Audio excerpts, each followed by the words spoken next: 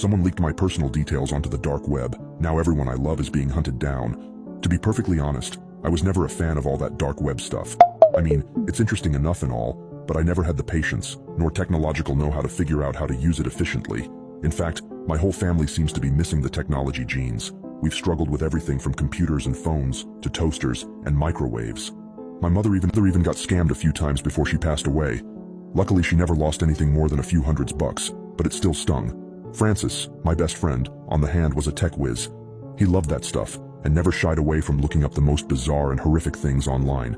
If he could reach it, he would. He even tried to set up a Tor browser on my computer once, but I just ended up ignoring it, somehow deleting the shortcut and losing track of where he placed it. Still, he'd periodically send me pictures from AlphaBuy, which is apparently some dark web black market. It was mostly strange or illegal products. Other times he'd find impossible, random conspiracies. It was usually weird and funny stuff, but sometimes he'd send me darker things, pictures of murder victims, videos displaying horrific car crashes and other accidents. It made me appreciate our friendship a little less, but Francis was all around a good guy, albeit an eccentric one.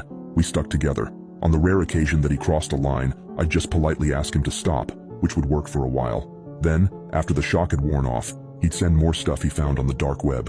It would always start off so innocent, with funny pictures or forums, but it inevitably got darker, escalating to more disturbing areas of the dark web. The most horrific thing he ever sent me, however, was little more than a picture of myself, found randomly out there in the sea of onion sites. It was just a screenshot he'd sent, with a picture of myself and some text lined up next to it. In a way, it looked like a profile for some sort of social media page, but it was plain, simple, and seemingly pointless. It contained my name, birth date, address, everything. "I'm so sorry, Tyler. I don't know how they found you," Francis sent me as a message. "What do you mean? Who are they? What's going on?" I asked back in a flood of questions. "Did you open any suspicious emails, or sign up for something weird online?" I tried to think back. I couldn't remember anything that stood out, but in my business, I dealt with hundreds of mails each day from various clients. "I don't know. Francis, what's going on?" "Your name is on Alicia, listed as a participant." "What the hell is Alicia?" "A red room. It was supposed to be closed down, but it's back." I chuckled at his remark. I wasn't much of a tech genius, but even I knew red rooms were little more than myths told to scare teenagers and gullible adults. "Come on, man. This is a joke, right? Red rooms aren't real." "I think this one is." After that, I'd reached the maximum amount of Francis antics that I could handle.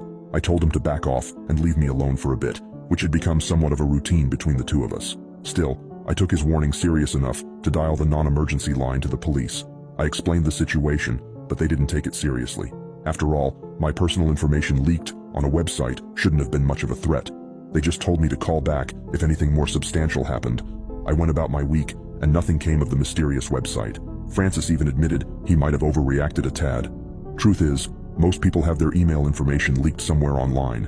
Even passwords and personal details are readily available all over the place. But for most people, that's just useless information.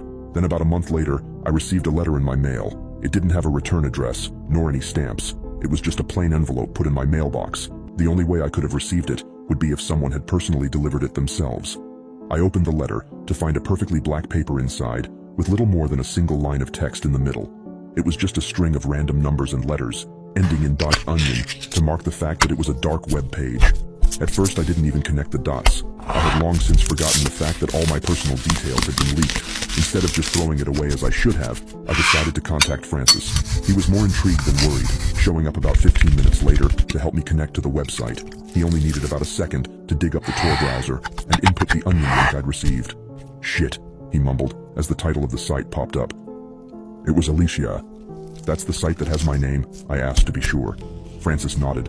A few seconds passed as the site loaded, before a black video player popped up in the center of the screen. It didn't have a timer or anything to let us know the duration of the video. Instead, it just had a play button.